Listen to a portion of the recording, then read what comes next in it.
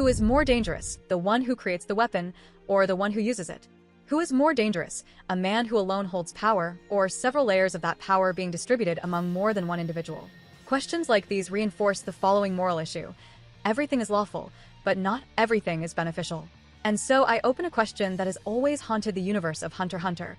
How dangerous are the calamities of the Dark Continent, and what will be their outcome in the story? Want to know more about how all this will unfold? Then come with me, subscribe to the channel, leave your like, and activate the bell. The calamities in the world of Hunter x Hunter go far beyond what can be mass-produced or ecological destruction. Much is said about how the calamities are dangerous, just as humans themselves bring danger to the world.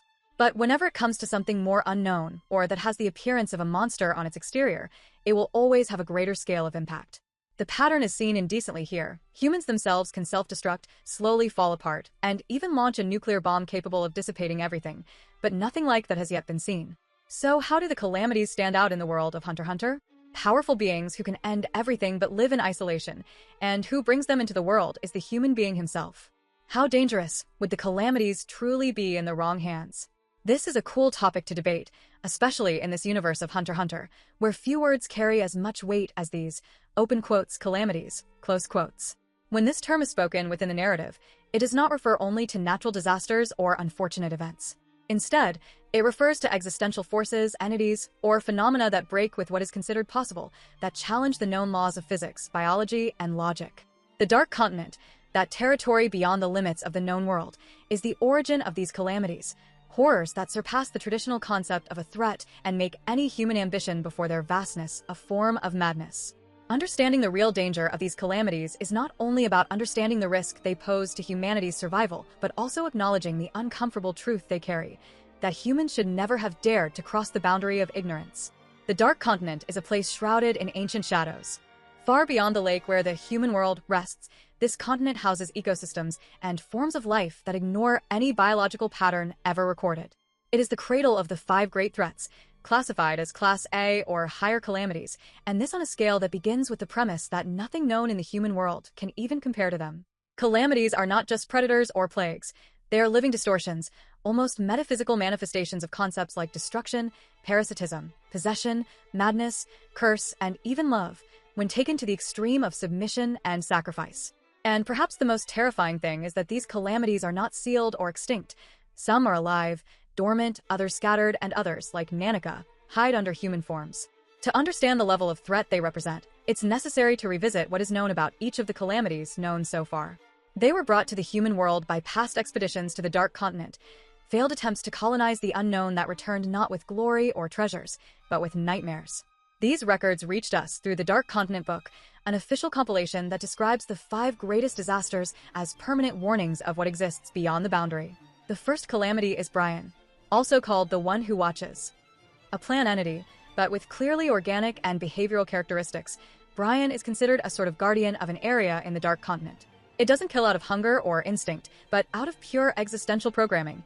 Everything that invades its territory is automatically eliminated. Its resistance is colossal, capable of withstanding heavy armaments, and its regeneration is nearly instantaneous. It represents the territory's hostility level, and its mere existence already puts any land exploration plans of the continent in check. Brian is more than a creature. It is a living frontier. The second calamity is Papu, known as the parasite of despair. This organism infiltrates the human body, transforming the host into an insatiable creature doomed to devour anything, including other human beings. The transformation process is grotesque and irreversible. Papu is a tragedy in the form of hunger. It doesn't spread by biting, like a classic zombie, but rather by contamination and internal reproduction. Each victim can generate dozens of new forms of the parasite. Papu was responsible for wiping out entire cities in past expeditions, and its origin is so ancient that there are theories it might not even be a natural creature, but a biological weapon forgotten by some dead civilization of the Dark Continent. The third threat is Hellbell, a gigantic snake that guards a dead forest and is surrounded by a cloud of invisible gas. Its presence is associated with an infectious curse.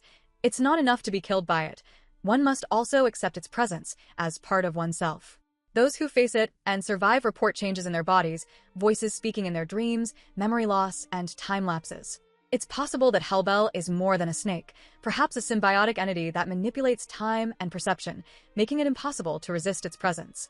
It represents the despair of return, as the teams that managed to escape it were never the same again. The fourth calamity is AI, or love. A being that completely defies the logic of what is known about human behavior and the very structure of emotions. AI is described as a liquid, but manifests in unpredictable ways.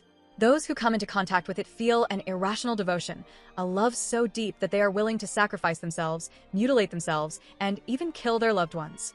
AI is the extreme of human emotion, a living substance that transforms love into destructive obsession. The fear of AI lies in the fact that it doesn't seem to attack. Instead, it convinces. And that makes it one of the most dangerous threats, as it infiltrates minds, disarms logic, and corrupts even the strongest with promises of acceptance and wholeness. Finally, the fifth calamity is Zobai, or Zobai disease, a plague that has no defined form. Some reports describe it as a virus, others as an entity that lodges in ideas, like an evil concept that infects through mere exposure. Zobai may be behind outbreaks of madness, mass suicides, fanatical ideas that emerge simultaneously in different locations. Some say that Zobai no longer needs the Dark Continent to exist, that it has already spread across the world, slowly and imperceptibly, and that its true form is the destructive thought that silently inhabits the minds of millions. These 5 calamities were described as the greatest horrors brought from the Dark Continent, but they are far from representing everything that exists there. They are only the most documented records, the few horrors that could be named. And here, a piece of the puzzle that few dare to fit in: Nanaka, the entity that inhabits the body of young Aluka Zoldyck. No official description labels her as a calamity, but by observing her abilities, her mysterious origin, and her unnatural nature, it's impossible not to consider her as such. Nanaka is described as a creature from the Dark Continent by members of the Zoldyck family themselves. She inhabits Aluka's body, manifests with a different personality, with a distinct voice and features, and operates through absolutely unique rules. After fulfilling 3, apparently harmless, requests, she grants any wish, no matter how absurd. But if the requests are refused, or if the sequence is broken, the consequences are catastrophic. There have been cases where multiple close people died simultaneously, as punishment. Nanaka's ability is one of the most powerful ever shown in the work, capable of healing any wound, resurrecting, transporting, altering reality. It is absolute desire, at the cost of luck and empathy. What makes Nanaka a possible calamity is not just her power, but the way this power can be used. In the right hands, she is a blessing. But in the wrong hands, she can become the ultimate weapon. If one of the princes of Kaken were to obtain her, or if Paris Dunhill, with his Machiavellian mindset, decided to use her, it would be possible to wipe out entire armies, rewrite the laws of physics, or even bend the existing calamities. Nanaka represents the bridge between the continent and the human world, living proof that calamities can infiltrate, hide, and operate in silence. And the scariest part, she doesn't seem to be evil. She just follows rules that no one fully understands. The fact that Nanaka lives among humans without causing immediate chaos raises a fundamental question. What if other calamities are already among us, camouflaged, dormant, or disguised? If the Dark Continent harbors entities that can manipulate emotions, ideas, social structures, and abstract concepts, it's possible that these forces are already at work. Wars, outbreaks of fanaticism, sudden and inexplicable technological advances, social collapses. All of this could be a reflection of the subtle action of these entities. The Kaken Empire's interest in the expedition is not purely political. There's something more, an obsession with transcendence, with the dominion of the unknown. The succession ritual, with its nun-spirit beasts, is possibly a direct reflection of the influence of the Dark Continent. These beasts, involuntarily created through an archaic ritual, operate similarly to some of the calamities. They act autonomously, are untraceable by normal methods, and react to emotions, intentions, and desires. Perhaps none, as we know it, is only a partial language, and the true power of the Dark Continent is something beyond, a form of narrative energy that rewrites reality itself based on symbolic rules.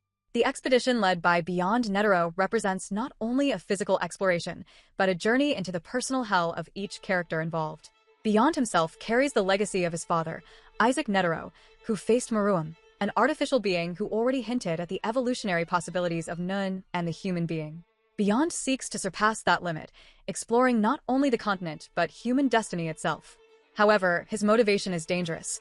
He believes that man can and should dominate any force, even those that threaten his existence. It's the repetition of classical hubris, the arrogance of trying to control the uncontrollable. And it is this arrogance that may unleash even worse calamities. If the 5 already described are just the first signs, what comes next? Entities that control time, that absorb memories, that destroy morality, that erase identities?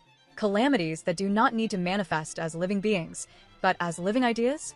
Perhaps the end of the Dark Continent is to find a being or force that sees all of humanity as a mistake and decides to reset everything.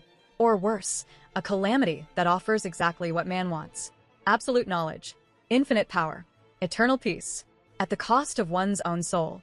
In the world of Hunter x Hunter, calamities are not just obstacles. They are tests, mirrors that show the worst in each person. Nanaka is one of those tests. By granting wishes, she reveals the true face of the one who desires. And perhaps, in the end, the Dark Continent is not a territory. Perhaps it is an idea. A mental space where everything man fears, desires, and represses takes form and demands its price.